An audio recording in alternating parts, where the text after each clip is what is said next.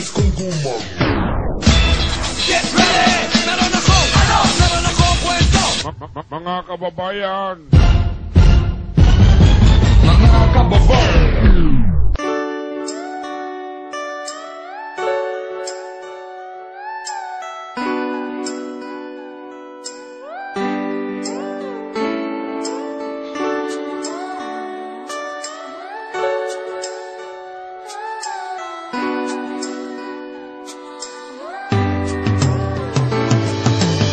Tanong na tila di malaman ng sagot kung ba't may mga tao na lulong sa bawal na gamot. Mga kabataan at magulang na nagiging biktima. Ang ganitong problema sa Pinas maluluntas pa ba? Kalimutan na ang droga na sa atin ay naging hamon. Kalimutan na ang madilim at masamang kahapon na nagiging dahilan ba't nasisira ang pamilya na dapat puno ng pagmamahalan at ang ligaya. Ngunit dahil sa bato ay nangyari ang mga bagay na pati ang mga bata sa lansangay nadadamay. Nanaisin mo ba na mapabilang ang iyong anak sa isang rehas na nakabilanggo at umiiyak? Kaya't hanggang maaga ay ipamuway sa sarili at lagi mong tandaan na sa huli ang pagsisisi na kahit kailan ay di mababalik sa umpisa. Iwasan na natin ang droga, tayo ay magkaisa. Ang droga ay iwasan, hindi yan ang sagot sa ating mga katanungan. Pagbabago ay nasa kamay mo na upang mas lalong maabot ay manalig sa kanya. Maraming buhay ang nasayang ng dahil lamang sa droga. Maraming kabataan di nakapagsuot ng toga na dahil sa bato na kinatakutan ng ilan. Diploma na pinangarap ng magulang ko ay nasaan? At wag na nating hintayin na humantong pasagan ko na mawasak ang pamilya dahil lamang sa bato. E paano kung isa ako sa kabataan na ganyan, natutong gumamit galit sa magulang ang dahilan? Aking ina, kayo ang dahilan kung ba't ako ganto. Bakit ako kulang pa bang pagmamahal ko sa iyo? Inaruga naman kita, inalagaan ng maayos. Masama kung simulain, bakit tila di matapos? Droga ko na kinapitan ay hindi ko na mabitawan. Kaya't simulan na tanggalin sa puso mo't isipan ang masasamang gawain na ngayon ay nasa'yo. Kapag nanalig sa kanya, buhay ko ba ay mababago? Ang droga ay iwasan, hindi yan ang sagot sa ating mga katanungan. Pagbabago ay nasa kamay mo na upang mas lalong maabot ay manalig sa Tinig mo kanya. ay napakinggan, liwanag sa tunay at tamang daan na aking napakatagal inasam. Salamat dahil ito natagpuan na inakala ko na dati wala. Ang kaayusan ay binaliwala. Sa droga wala nga pala, ang buhay ko'y napariwara. Salamat dahil buhay pa ako upang makapaglingkod sa iyo. Kahit na tulad pinapaagulo, nandiyan ka upang baguhin ako. At sa ibang kabataan na ligaw, nakatingin siya at nakatalaw. Kaya't sabay-sabay isigaw, ang tagumpay ay ikaw, kabataan.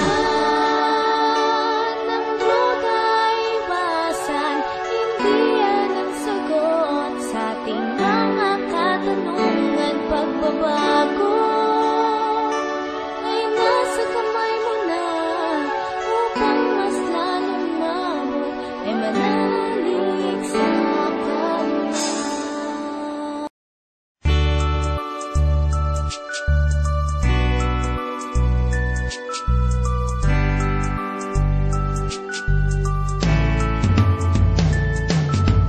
Sa Pilipinas ayos ka. Sa Pilipinas ayos ka. Sa Pilipinas ayos ka. Masasabi natin buhay ay maganda. Sa Pilipinas ayos ka. Sa Pilipinas ayos ka. Sa Pilipinas ayos ka. Masasabi natin buhay ay maganda. Pilipinas, bayang lupain na sinilangan natin. Wala kang makikitang pamilyang walang makain. Wala rin makikita mga bata sa lansangan na inabandona ng kanilang mga magulang. At pagsapit ng halalan ay walang korupsyon. Sa paligid walang makikitang prostitusyon. Walang patayang nangyayari at akawang nagaganap. Sa Pilipinas masasabing ang buhay ay masarap. Dahil dito ay hindi na lumagana pa ang droga. Makikita mo silang winawasiwas na ang toga. Dahil lahat ang kabataan dito ay nakapagtapos at wala nang rally pa ang susunod sa EDSA 2. Di kami kinakapos kasi mataas ang pasahod. Hindi na rin kami parang kalabaw kumayod. Ganyan sa Pilipinas kay sarap talagang mamuhay. Makakakain ng karne, isda, prutas at gulay.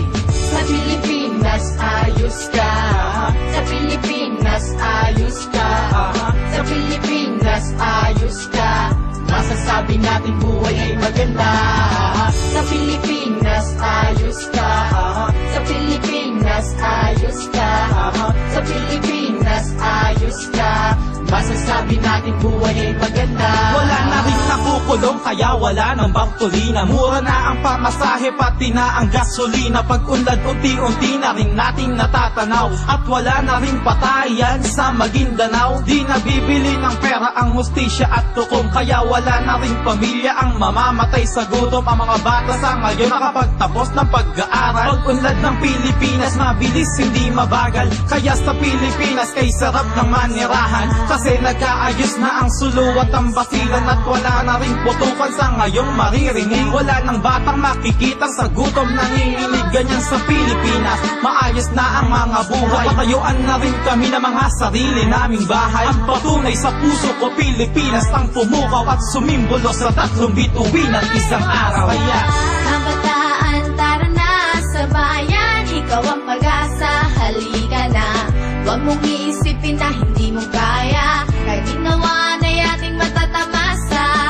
Kabataan, tara na sa bayan, ikaw ang pag-asa, halika na.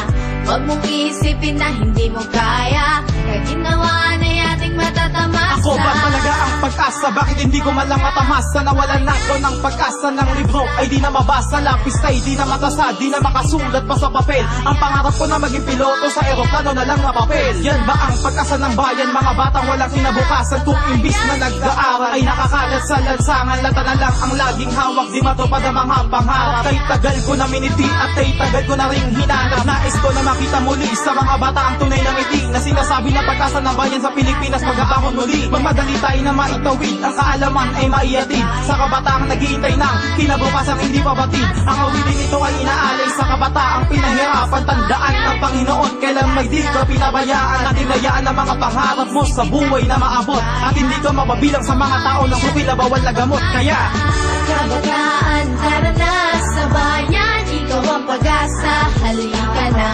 Huwag mong iisipin na hindi mo kaya, kahit ginawa na ating